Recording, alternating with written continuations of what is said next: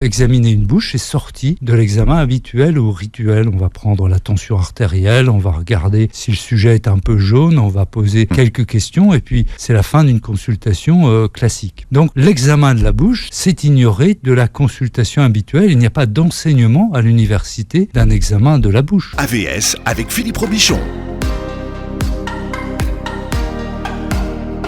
À votre santé, j'espère que vous allez bien ce matin, il va falloir vous accrocher. J'ai invité le docteur Bruno Donatini. Bonjour doc. Bonjour. Vous êtes gastro-entérologue, vous êtes hépatologue, cancérologue et immunologue. Et puis alors en plus de ça, vous êtes ostéopathe. Oui. Vous vous ennuyez dans votre vie ? Pas vraiment, non, c'est vrai. Mais on est toujours à la recherche de quelque chose, un petit déclic qui va modifier, améliorer les choses. Et l'ostéopathie me semblait quelque chose d'intéressant pour débloquer. L'ostéopathie, ça débloque le cou, l'estomac, l'intestin. Et donc, on est dans un monde de gens bloqués, rien ne se vide. Donc, il fallait débloquer le système. Donc l'ostéopathie m'a semblé quelque chose de sérieux, d'anatomique et finalement de pratique. On essaye, ça marche, c'est merveilleux. Donc j'aime bien l'ostéopathie, les petites clés simples qu'on oublie souvent et qui vont résoudre un problème. Aujourd'hui, vous vous intéressez aux champignons. Comment on appelle cette science d'étude des champignons ? Parce que la mycologie, oui, ou la mycothérapie, si on veut l'appliquer à la thérapie je dirais simple, un peu naturel. Pour les gens branchés, c'est une branche de la phytothérapie, hein ? Tout à fait. Et alors, les champignons ont énormément à nous apprendre. Ils deviennent connus, hein, même avec des noms barbares. Hein. Et souvent, on en rajoute un petit peu sur la barbarie des noms. On va chercher l'exotisme japonais, le reishi, le karawatake, le maitake. En fait, ce sont des champignons européens avec des noms latins, Griffola. On va avoir le Coriolus versicolor. Donc, en fait, le nom latin est la base, comme en phytothérapie, et les champignons sont des champignons locaux que l'on rencontre dans nos forêts. En tout cas, aujourd'hui, c'est une nouvelle science qui est en train de démarrer avec justement l'étude des champignons. Mais vous êtes là ce matin pour nous parler de votre dernier livre, qui s'appelle « La bouche, miroir de votre santé » aux éditions Flammarion, cancer, diabète, Alzheimer, ce que notre bouche révèle. Est-ce que vous voulez piquer le boulot des dentistes ? Les dentistes sont très impliqués, mais malheureusement, ils s'occupent des dents plus que des gencives, et ils ont une... Excusez-moi, je ne veux pas dire de vilaines choses, mais la flore, ils connaissent, mais ils n'appliquent pas ce qu'ils connaissent. Ils ne vont pas moduler la flore, ils ne s'intéressent pas au virus, encore moins aux phages, et donc, finalement, ils vont avoir un métier, finalement, de super bricolage et de réparation, mais pas de prévention. Alors, on va parler ce matin de la prévention, justement, de la flore buccale, puisque c'est vraiment votre sujet, et que vous nous expliquez que la bouche est un véritable sujet de santé publique. Et vous parliez des phages, mais ça aussi, c'est un sujet qui est passionnant. Vous dites qu'aujourd'hui, les médecins ont perdu l'habitude de faire les examens de la bouche, mais c'est vrai qu'il y a 30 ou 40 ans, on commençait par là, ouvrez la bouche. Absolument. L'examen clinique, c'est le visuel, le palpatoire. Et l'examen clinique en quelques minutes, ça n'est pas possible. Alors, vous me direz, pas besoin de se déshabiller pour examiner une bouche. On ne perd pas de temps à examiner une bouche. Mais une consultation classique, ça va être 10 minutes, un quart d'heure. Et examiner une bouche est sorti de l'examen habituel ou rituel. On va prendre la tension artérielle, on va regarder si le sujet est un peu jaune, on va poser quelques questions et puis c'est la fin d'une consultation classique. Donc l'examen de la bouche, c'est désespérément ignoré. Quand je donne des conférences ou des formations, je pose la question, examinez la bouche de vos patients. J'ai même pas 3 doigts qui se lèvent dans une assemblée de 100 personnes de médecins. Donc c'est ignoré de la consultation habituelle. Il n'y a pas d'enseignement à l'université d'un examen de la bouche. Alors vous avez une petite lampe. Oui. Qu'on appelle comment ? Une lampe de Wood, Wood W2OD, UV noir, qui permet de révéler les fluorescences de certaines bactéries. Qui s'appelle comment ? Quelles sont les fameuses bactéries que vous recherchez, vous, en premier, d'ailleurs ? La première à rechercher, c'est Propionibacterium acnes, celle qui donne l'acné, qui est sur la peau, qui va aimer les acides gras, et donc l'acidité, acide gras, acidité, et qui est rattachée aux flores pauvres de gens qui consomment trop de sucre. Et donc, on va l'observer chez les personnes qui ont fait de l'acné ou qui vont faire une flore pauvre avec un blocage gastrique et hyperacide. Donc ça, c'est la première grande bactérie. La deuxième, si on associe à une langue bleue, on va voir Porphyromonas gingivalis, qui donne des caries, des gingivites, et qui est associée à la maladie d'Alzheimer. La troisième, c'est... Et Parkinson, vous faites le Parkinson, c'est Fusobacterium nucleatum. Encore une autre bactérie, toujours du latin, hein, vive la science, le latin, tout ça, très sérieux. Moi, je suis Quand fan, vous dites ça, allez-y. Ouais. Fusobacterium nucleatum, c'est la troisième couche sur la flore dentaire, celle qui mange des débris quand vous avez des petits saignements de gencives. C'est le nécrophage, hein, c'est le charognard de la bouche qui va donner une mauvaise haleine, qui va favoriser le Parkinson, les polypes, les ulcères, le cancer du pancréas, c'est cette vilaine bactérie. Celle-ci, elle va apparaître non pas bleutée, mais également rouge à la lampe de Wood. On a une troisième flore qui est Helicobacter pylori, la célèbre bactérie de l'ulcère. C'était celle-là qui était... elle est orangée. Ouais, c'était celle-là qui était impliquée dans le cancer de l'estomac. Cancer de l'estomac, tout à fait. Ouais. Donc, en fait... l'hélicobactère est associé à un ensemble de flores qui est une flore que l'on appelle un microbiote. Les bactéries s'associent entre elles. Association de malfaiteurs. Il y a rarement un coupable. Donc elles vont s'associer, former des briques très solides, difficiles à détruire. Vous avez des couches successives et l'antibiotique va détruire une couche, mais il en restera toujours une qui favorisera la reconstruction du vilain mur. Donc vous avez un microbiote solide, indestructible, et on va avoir 3 microbiotes. Et le microbiote qui favorise le cancer et le Parkinson, c'est Prevotella, et qui inclut Helicobacter. Donc il faut percevoir des mondes de complices. Ce sont des sociétés. Tout ça avec votre petite lampe toujours, hein. Tout ça vous le voyez avec l'examen de la bouche, hein. On peut, avec un examen clinique simple, dire c'est Prevotella ou c'est pas Prevotella. On va avoir des caries, des gingivites et ces fluorescences.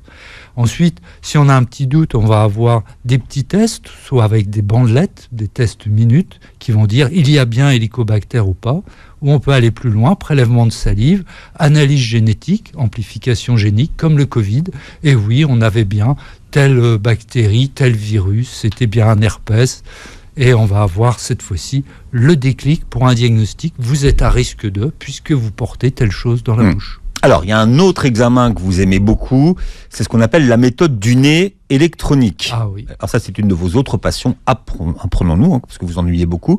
C'est un gaz spécifique qu'on appelle le monoxyde d'azote. Oui. Shkoun, ce monoxyde d'azote, et de quoi est-il responsable ? Alors tout d'abord, le nez électronique. En fait, c'est un appareil qui mesure les gaz expirés. Les bactéries sont en fait des organismes qui mangent en général des sucres, un petit peu de protéines et qui émettent plein de déchets. Donc ces déchets, ce sont des gaz. Environ 3000 gaz ont été enregistrés et il y en a une soixantaine qui sont diffusibles, qui vont traverser la barrière, être dissous dans le sang et être émis par l'haleine. Donc nous avons une haleine qui est un peu spécifique. Chacun d'entre nous a ça. Ouais. Voilà, ce qui fait qu'un animal avec le nez fin vous reconnaît, c'est que c'est vous qui rentrez par votre odeur avant de vous avoir reconnu. Donc finalement, ces gaz, c'est une signature. Et cette signature, on commence à s'approcher par des appareils de plus en plus fins qui détectent une molécule par mètre cube, voire une molécule par 1000 mètres cubes. Donc on est au milliardième de particules. On est en train de concurrencer le nez du chien, d'où le nom nez électronique. Et donc cette signature, on a une soixantaine de gaz que l'on peut résumer en gros en gaz léger et gaz lourd. Vous ne devez pas avoir de gaz lourd, sinon vous accumulez soit de la graisse, soit vous accumulez des débris dans votre paroi, des débris d'acide gras qui vont aller contaminer votre cerveau, d'où des maladies inflammatoires chroniques neurodégénératives. Donc plus vous avez des pics lents, pire c'est. Et deuxième volet, selon le profil de pic léger, vous aurez un risque de maladie métabolique ou de malabsorption, de perte de poids et de mauvaise qualité de flore et de risque infectieux. Donc de plus en plus, cet appareil va vous dire vous avez telle flore, vous êtes à risque de. Ce qui est intéressant, c'est de savoir comment le docteur qui vous fait cet examen y arrive. Vous provoquez un RAW chez le patient. Je peux avec donc le monoxyde d'azote. J'ai pas répondu entièrement Avec sur mon gaz là, sur le monoxyde. Voilà. Comment on arrive à l'extraire? Oui. Donc le monoxyde d'azote est un gaz de relaxation, donc il va relaxer les artères, mais aussi les sphincters, donc l'estomac va se vider. Si vous possédez ce gaz, vous aurez une motricité qui sera correcte, et donc vous aurez une possibilité, premièrement, de faire un RAW facilement, et deuxièmement, d'évacuer votre estomac. Donc on va le provoquer, soit avec une bonne bière, ce qui n'est pas très médicalement correct. Et puis il y a tous ceux qui ne boivent pas de bière pour des tas de raisons. Soit avec, je dirais, une création de limonade, c'est-à-dire du citron et du bicarbonate. Et là, à votre santé, vous créez du gaz et vous dites, laissez-vous aller, si vous avez un RAW, je récupère dans un ballon votre RAW et je vais analyser. Le monoxyde d'azote. Et j'analyse le monoxyde d'azote qui doit être présent localement, synthétisé par une flore riche d'origine buccale et salivaire. Et donc ce monoxyde d'azote indique que la flore est bonne et permet la relaxation et l'évacuation de l'estomac. Les examens dont on vient de parler ce matin, qui les pratique à part vous ? Eh bien, j'essaye d'enseigner chaque année à une trentaine d'étudiants l'utilisation du nez électronique, la mesure du monoxyde d'azote. Donc, on va dire qu'il y a une bonne centaine de thérapeutes qui peuvent être pour certains des médecins, des pharmaciens, des naturopathes, des dentistes. Donc, on va dire une centaine, voire 200 personnes ont été formées. Une centaine doivent l'appliquer quotidiennement. Donc, c'est un petit réseau qui se met en place de gens équipés et formés. Ensuite, on peut aller un peu plus loin. Il y a des appareils plus performants qui vont analyser plus de gaz, qui sont plus coûteux, moins fréquents. Et ensuite, il y a l'échographie qui permet de voir la vidange, le liquide, si la muqueuse est correcte. Et là, c'est réservé aux médecins. En fait, vous avez un petit peu donné l'arsenal qu'il existe dans les tests aujourd'hui. Et tout ça permet de mesurer notamment l'équilibre et le microbiote de la bouche de chacun d'entre nous, en fait. Première étape, toujours en médecine, et j'insiste beaucoup, on est sur une approche donc médicale, scientifique, et la première étape, c'est le diagnostic.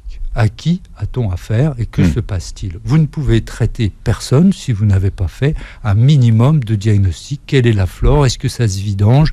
Et puis poser quelques questions, virus, immunité, que mangez-vous ? Faites-vous du sport ? Comment ça se passe ?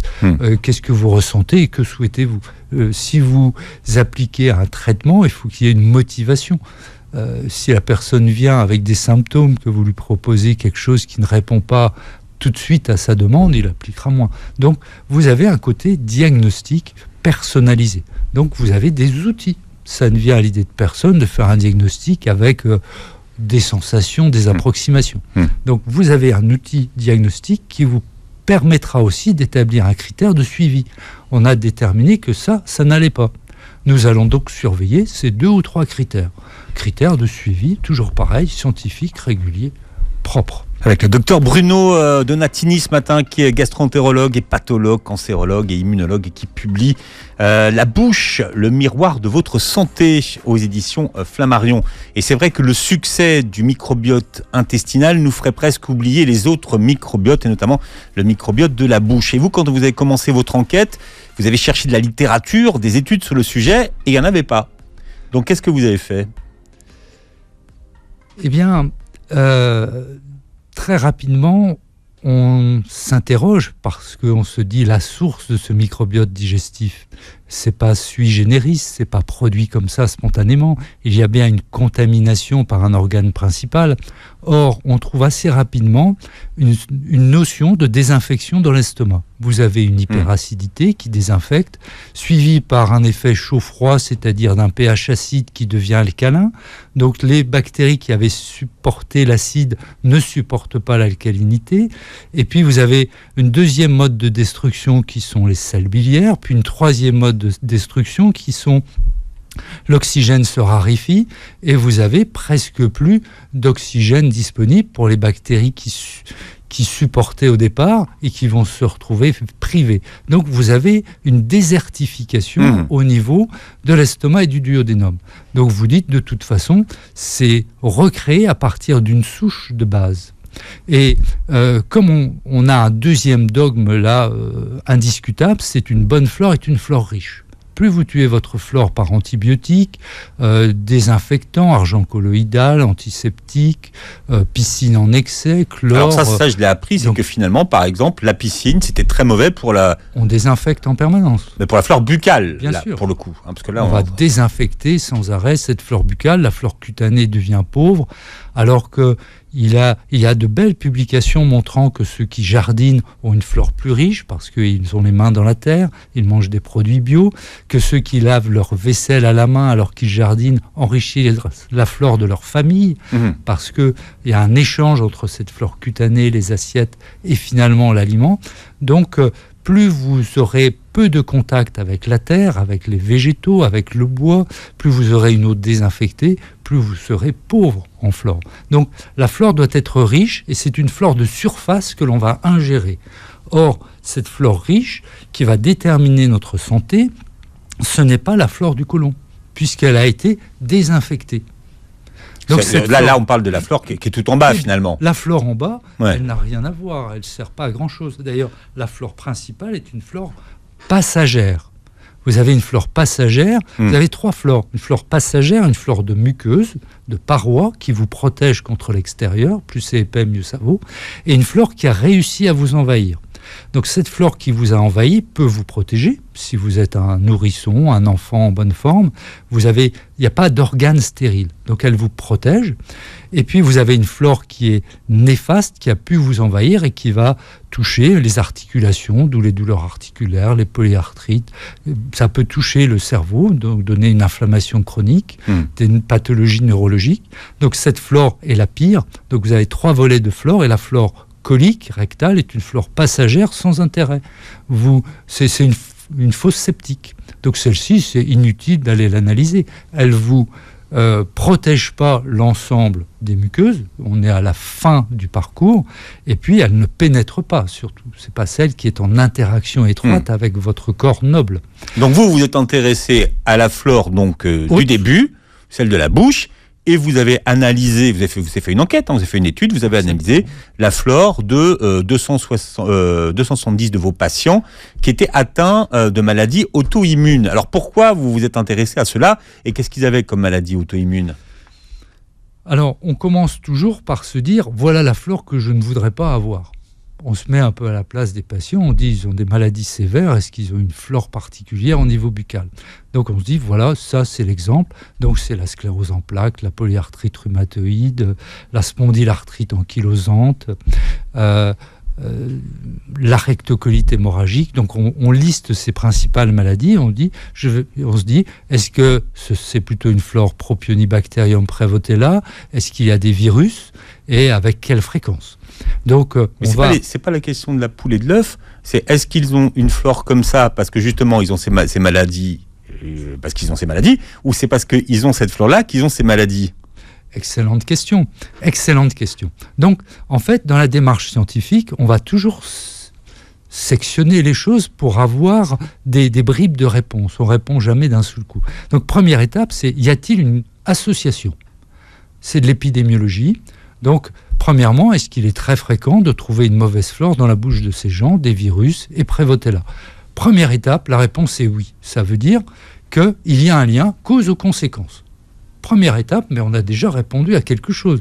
C'est le problème du tabac et du cancer du poumon. Il y a un lien, c'est épidémiologique. La deuxième, c'est est-ce qu'on fait un essai clinique, c'est-à-dire on va donner du tabac à certains et pas de tabac à d'autres, et on se revoit dans 20 ans. Ça, c'est l'essai clinique. C'est l'approche prospective, clinique, qui ressemble à ce qu'on fait dans l'industrie pharmaceutique pour montrer l'intérêt de quelque chose.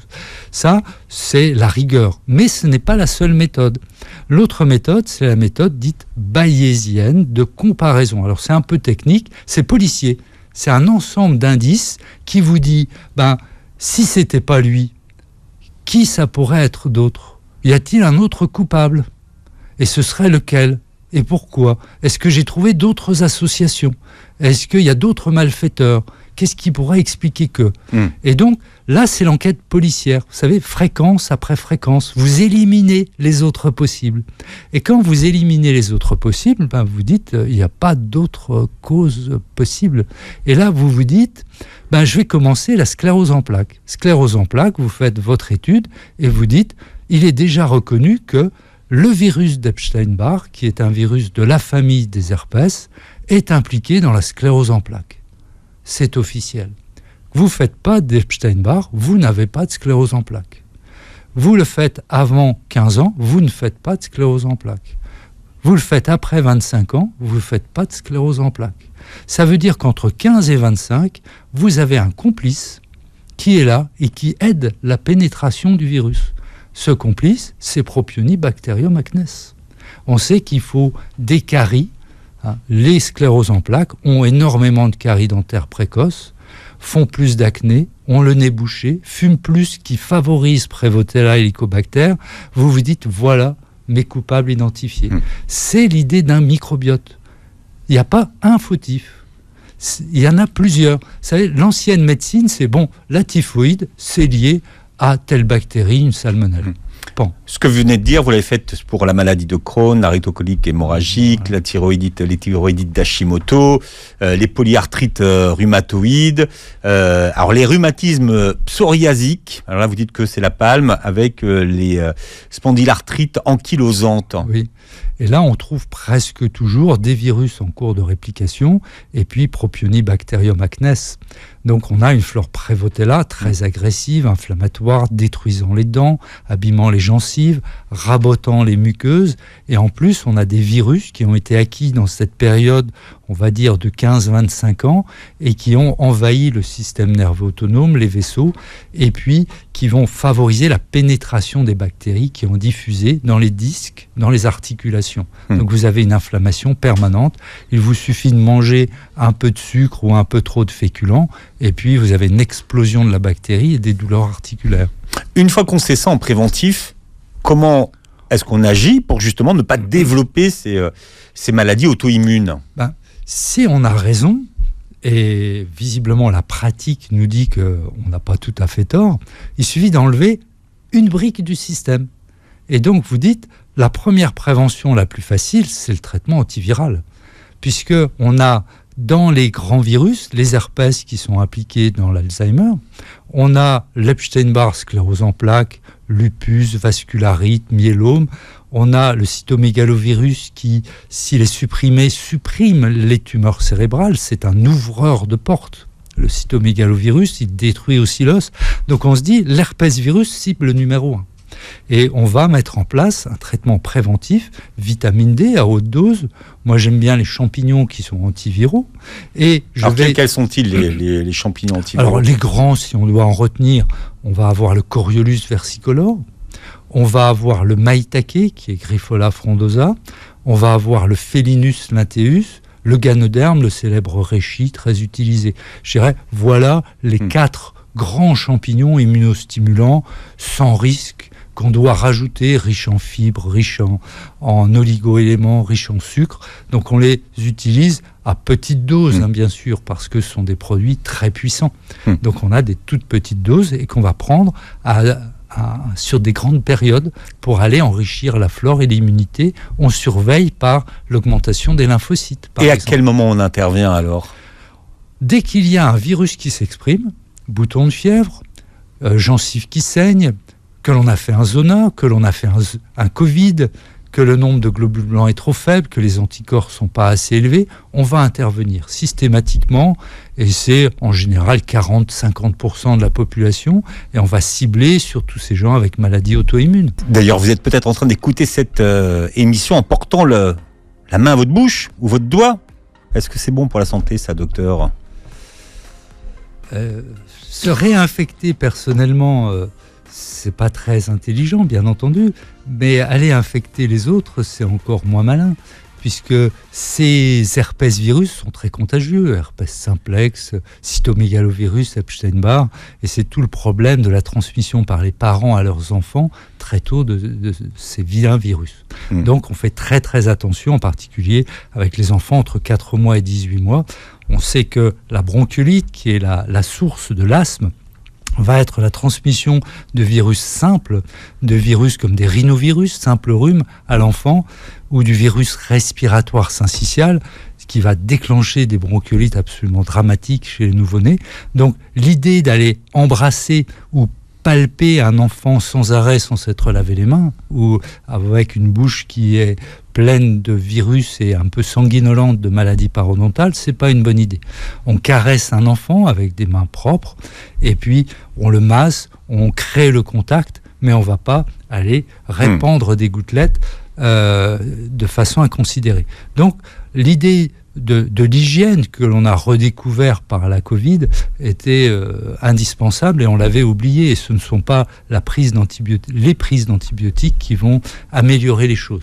Un premier problème, c'est le virus qui est indépendant de l'antibiotique. Deuxième problème, c'est une flore riche qui permet de transmettre une flore riche à son entourage.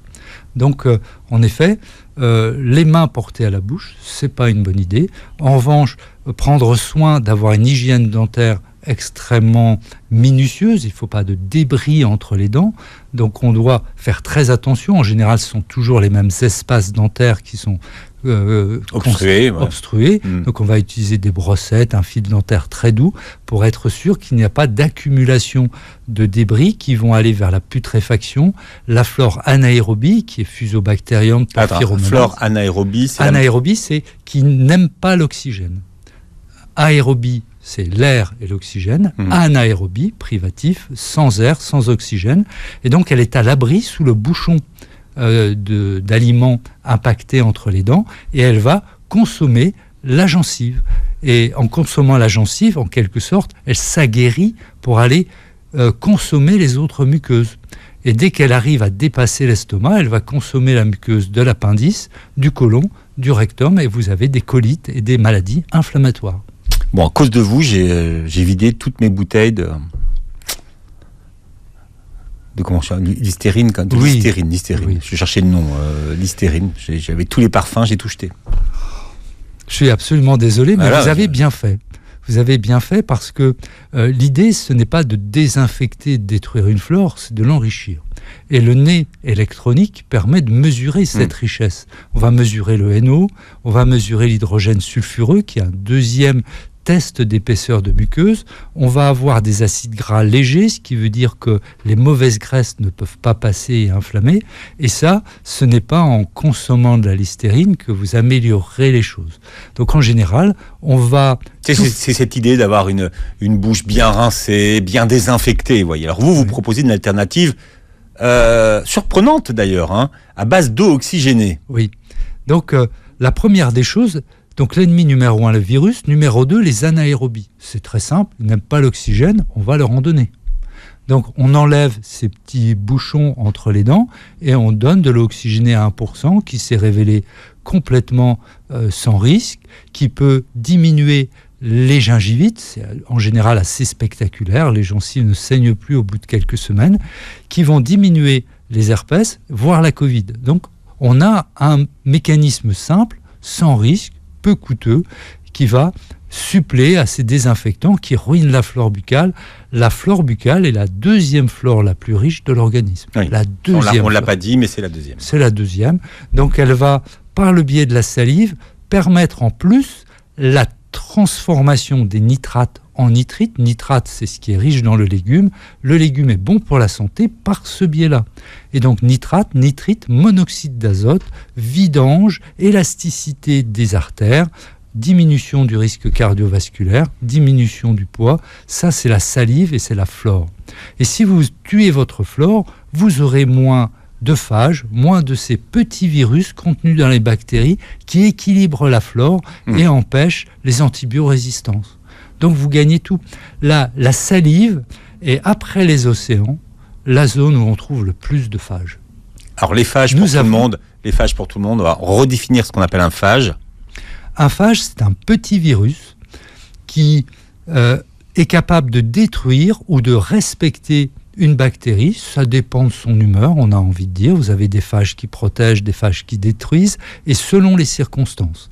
Elle quitte le bateau quand ça va mal et elle tue la bactérie, mais sinon elle protège la bactérie qui les abrite en tout bon parasite. Donc c'est un régulateur, et il permet d'échanger des fragments d'ARN et d'ADN, donc il crée la diversité et la résistance. Donc la stabilité. Si vous avez une bonne flore, c'est grâce à votre phage qui stabilise l'ensemble et qui va détruire les staphylocoques qui ne peuvent plus rentrer. Donc une fois que vous avez acquis une bonne flore, vous la conservez de cette façon-là. Surtout ne détruisez rien. Soyez spécifique, vous avez telle bactérie qui vous pose problème, vous prenez l'antibiotique contre telle bactérie et ensuite vous remodulez la muqueuse pour qu'elle ne rentre plus.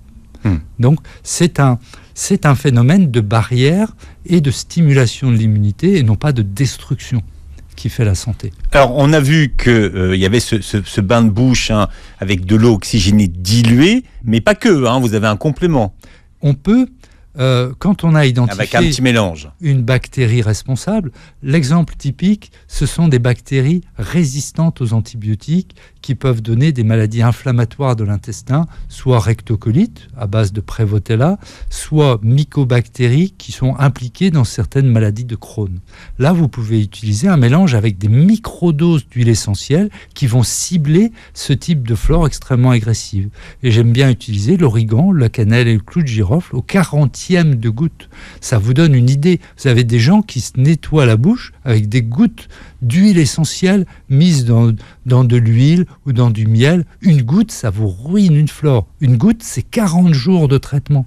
Une goutte, 40 jours de traitement pour modifier une flore qui est puissante au point de vous donner une maladie de Crohn ou de rectocolite. Le problème, c'est qu'elles ont tellement de succès aujourd'hui, les huiles essentielles, c'est que les gens ont tendance à forcer un petit peu même. Si une n'a pas marché, on essaie avec 2, puis avec 3, mais au bout de 10 jours, vous avez ruiné votre flore, et puis vous avez obtenu un silence. Alors les patients vous disent « c'était merveilleux, j'avais plus mal au ventre, tout allait bien », vous avez tout tué. C'est le silence qui précède la tempête. Et puis d'un seul coup, plus de flore, plus de muqueuse. Alors là, tout repart de plus belle, avec plus d'inflammation, plus de problèmes, voire une baisse de flore, une prise de poids, de la graisse dans le foie. Et là, on parle d'huile essentielle qui s'ingère. Qui s'ingère. On ne prend pas d'huile essentielle par voie buccale, sauf au 40e de goutte, après un diagnostic personnalisé. Il faut le répéter, ça. Oui, diagnostic personnalisé. Vous avez un problème, commencez par définir le problème, qui vous êtes et ce qui se passe. Ensuite, vous avez des critères de suivi et puis vous avez une orientation diagnostique. On ne traite pas une infection virale comme une infection bactérienne ou une mauvaise vidange gastrique comme une infection cutanée. Donc, premièrement, on définit, on a une stratégie en fonction du virus, de la flore et du nerf vague qui est ce nerf de la vidange, le nerf automatique. 3 volets de santé. Le virus, immunité. On l'a vu avec le Covid, on avait oublié, c'est important. La flore buccale, qui d'ailleurs est associée avec complicité avec les virus. Et 3e volet, un volet moteur. S'il n'y a pas de moteur de vidange, c'est un aquarium sans pompe à bulles. Mais est-ce que ça veut dire que toutes nos maladies, elles trouvent leur origine dans la bouche ? Pour moi, c'est certain. Au départ, vous savez, les êtres vivants, c'était une grosse bouche, un petit intestin, un cœur, puis pas beaucoup de cerveau au départ. C'est la limace de mer, c'est l'holothurie, c'est un tube. Et puis après, le tube s'est un peu spécialisé avec un foie, un pancréas pour arriver à sortir plus de nutriments et moins gaspiller. Et puis ensuite, on a mis un cerveau reptilien pour aller un peu se promener et chercher. Et enfin, on met un peu d'émotion en mettant le néocortex. En gros, voilà le développement. Donc au départ, nous sommes une bouche. Pour ceux qui nous écoutent, en résumé ce matin, qu'est-ce que vous appelez-vous une bouche saine ? Une bouche saine, c'est une bouche qui a peu de caries, qui a des gencives qui ne saignent pas. A priori, la langue ne porte pas Propionibacterium, il n'y a pas de fissure. Vous n'avez pas de problème. Comment vous appelez ça, la langue fissurée ? Il y a un autre nom. Une langue géographique éventuellement découpée. C'est vrai que... Langue géographique. Ah oui. J'adore. c'est des découpages à l'emporte-pièce qui s'enchaînent, et puis il reste des petits morceaux de muqueuse, des îlots, des pièces séparées. Alors là, vous attendez au pire, hein, vous voyez ça, vous dites l'intestin est pareil. Ah oui, bon, ne parlez pas trop fort, sinon je prends toutes les odeurs, c'est un peu excessif. Bon, alors la langue, et puis après. Alors, langue, gencive, dents. Donc là, vous avez une bouche qui, si elle est saine, vous dit déjà, vous aurez peu de problèmes de flore. Le deuxième, on va regarder la peau. Est-ce qu'il y a des dépigmentations autour du nez, autour de la bouche? Est-ce que ça a, en quelque sorte, atteint le tissu sous-cutané? On va avoir aussi les paupières qui vont être blanchies. Ça peut aller jusqu'au vitiligo. On va le retrouver sur les mains. On va regarder les mains avec la même langue de Wood. Les coudes. Et là, on se dit, bon, on a une maladie qui s'est étendue, donc qui a pénétré les tissus et qui s'est étendue au niveau de la peau, qui a ruiné les glandes salivaires. Et on va retrouver les mêmes carences au niveau digestif, des muqueuses extrêmement fines. Ensuite, on va se servir du nez électronique et de l'échographie. L'échographie va nous dire l'estomac se vide ou pas. Non seulement on a mangé la muqueuse, mais le nerf qui était sous la muqueuse a été endommagé. Ça ne fonctionne plus. Ça va pas, il va pas rôter. C'est même inutile d'aller le faire, tout stagne. Et l'estomac contient du liquide, l'intestin contient du liquide. C'est un tube noir, sans motricité. Vous dites là, ça dépose à longueur de journée. C'est un marais. Et là, vous dites, ça va remonter joyeusement au cerveau. 80% des messages vers le cerveau, 20% de commandes. Nous sommes un tube. Ce n'est pas le deuxième cerveau, c'est le premier cerveau. En termes de surface et de quantité de connexions et de neurones, d'échanges, le tube dépasse 5 fois le cerveau. Bon, vous consultez, Doc? Oui. Ils vont tous vouloir aller vous voir, hein. Ils veulent pour la langue. Hein. Chacun va venir avec sa petite lampe. Pour consoler mes confrères, je ne prends pratiquement pas de nouvelles consultations. C'est bien, comme ça c'est pratique. Voilà. Comme ça, pas de concurrent, je ne fais pas ça pour ma consultation. En tout cas, pas pour ça. En tout cas, c'est passionnant. Je veux dire, vous ouvrez des nouvelles pistes pour la recherche, et on n'est qu'au début. Hein. Alors, vous allez voir, le livre est passionnant. Il y a aussi beaucoup de sujets. On a appris beaucoup de mots ce matin. Mais il faut réécouter l'émission tranquillement. Vous réécouterez le podcast sur beurrefm.net, et vous pourrez voir la vidéo sur la chaîne YouTube. Et puis, vous pourrez donc lire le livre du Doc. Donc ça s'appelle « La bouche miroir de votre santé, cancer, diabète, Alzheimer ». Ce que notre bouche révèle chez Flammarion. Vous revenez quand vous voulez, Doc. Hein. Bien volontiers, merci 1000 fois. Voilà, et passez une très belle journée santé sur Beurre FM.